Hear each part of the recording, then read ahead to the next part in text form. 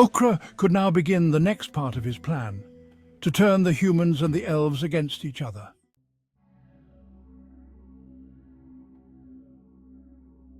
The humans and the elves have not been on good terms with each other for ages. They have very different views.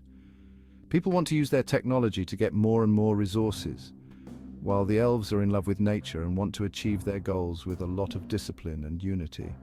The most powerful elves have even developed magical powers, which is why they believe they are superior to humans.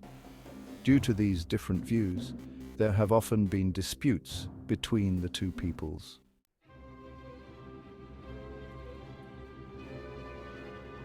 Through the wars against the orcs, both peoples have learned that they need each other and that there should be no place for war. However, this alliance is very unstable.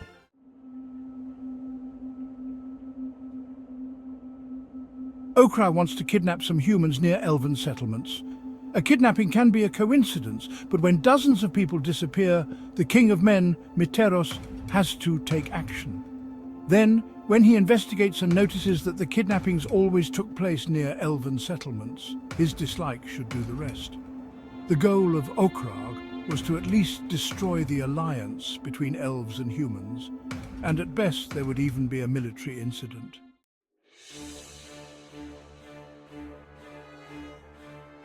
Okragh and his generals set up an elite squad of 20 experienced orc warriors to carry out the kidnappings. The elite squad had to complete extra training. Apart from preparing for the kidnappings, the orcs had to practice becoming invisible. Orcs can do a lot, but not leaving any traces on their path is not one of their strengths. When the elite squad was ready, Okragh sent his brightest general, Gargle, with the elite squad. Okragh knew that fighting wasn't the hardest part of this mission, but rather remaining undetected, hence the decision for Gargle over Okragh.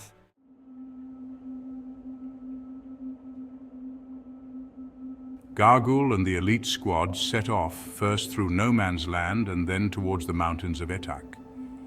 There was a large elven settlement there, and people settled next to it because there were lots of ores in the mountains of Okragh. Since humans built mines there have been regular disputes with the local elves because they saw the mines as a desecration of their mountains. So a perfect place to implement the Okragh plan. The elite group around Gargle had no problems in no man's land. No one would easily mess with such a large group of orcs. Gargle led the elite squad to the foot of the mountains. They set up camp in the middle of a forest, but were careful not to leave any traces behind. They waited until it got dark and crept to the human settlement. Gargle and his troops come to a clearing where 4 human houses stood next to each other. Gargle ordered his troops to split up and raid the houses at the same time. The orcs struck quickly and were able to capture the sleeping villagers without much problem. Gargle was able to capture 10 people and disappeared with his troops back into the forest without leaving any sign of a fight. The people were gagged so that they couldn't make any sounds. What should happen to the prisoners now? Okragh gave no instructions on this, so Gargle had to think about how to deal with the prisoners. Gargle knew that he had to move on so that he and his troops would not be found, but how could he do that with so many prisoners? Gargle therefore gave a vile order that the prisoners should serve as a source of meat. Thus the provisions were also secured.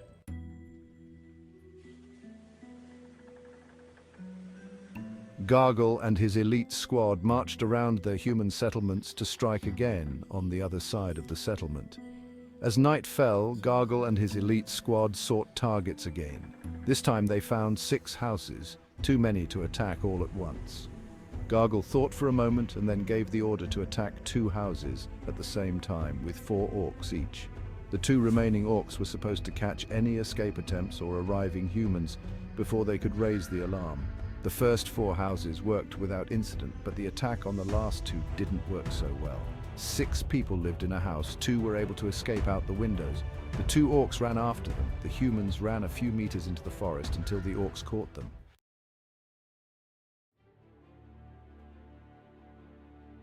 Suddenly, Gargle heard a trampling sound. The trampling was getting closer and closer. As the 2 orcs were busy with the humans, one of the orcs was attacked from behind. A knight struck with his sword and injured the orc. The knight shouted, "Go away, you monsters, or learn my sword!" The injured orc took the 2 already gagged people with him. The other orc confronted the knight. "You monster want a duel, you're welcome, you'll regret it." As the knight readied himself, a battle axe shot past the orc, striking the knight in the neck and nearly decapitating him. The knight was unable to react and bled to death on the ground within seconds. Gargle threw his battle axe and killed the knight.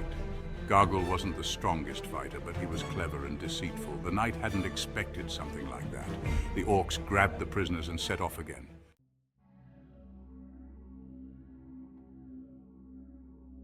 And the next morning there were already huge rumors that people were accusing the elves of kidnapping the people. It didn't take long for these rumors to reach Miteros. Miteros, an emotional and choleric person, was greatly angered by the rumors. Miteros immediately sent an ambassador to the elves. He wanted to discuss these rumors immediately. The elves had no kings. Each elven settlement had its own council to run the settlement together. The entire elven empire had a supreme council that ruled over the entire elven empire. So the ambassador wanted to go to the settlement's elven council. The elves knew that they and their kind had done nothing wrong and paid no attention to the rumors, but still received the ambassador. The ambassador requested that at least one member of the council come along to speak with Miteros. The council ignored the request. After all, they were just rumors, and Miteros couldn't believe that the elves had anything to do with it. The ambassador, however, insisted that one of the elves accompany him and questioned the council's decision. The council removed the ambassador from the settlement. It was considered impertinent to question a council decision.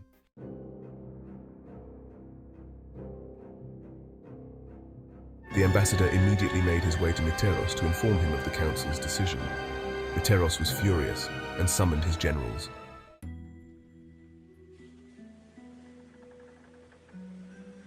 Meanwhile, Gargle planned the third attack on a few houses.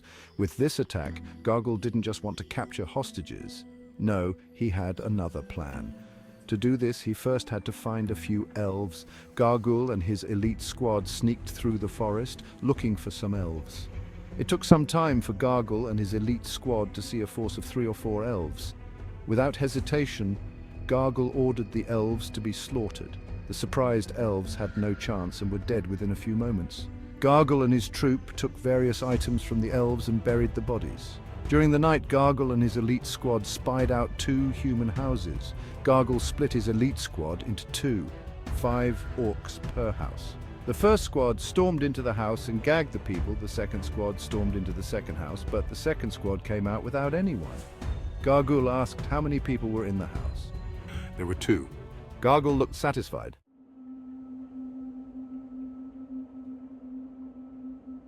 The second squad was not supposed to take prisoners, but rather kill the humans and leave the elven items in the house.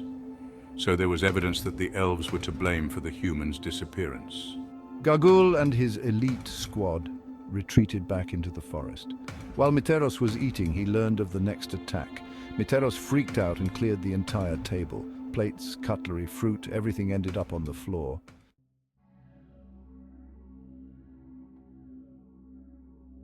Miteros sent for his generals and immediately set up guards along the elven settlement. The elven council completely underestimated what was happening and was surprised to see guards suddenly patrolling. To protect their settlement, the council also set up guards.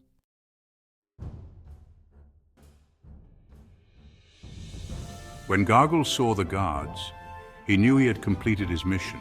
He ordered his elite squad to return home. When Gargle returned, he reported his success to Okragh. Even if there was no war while Gargle and his troops were still there, it may have broken out by now. In any case, there is no longer any trust between humans and elves. Gargle brought 5 more people with him. The rest served as provisions on the journey.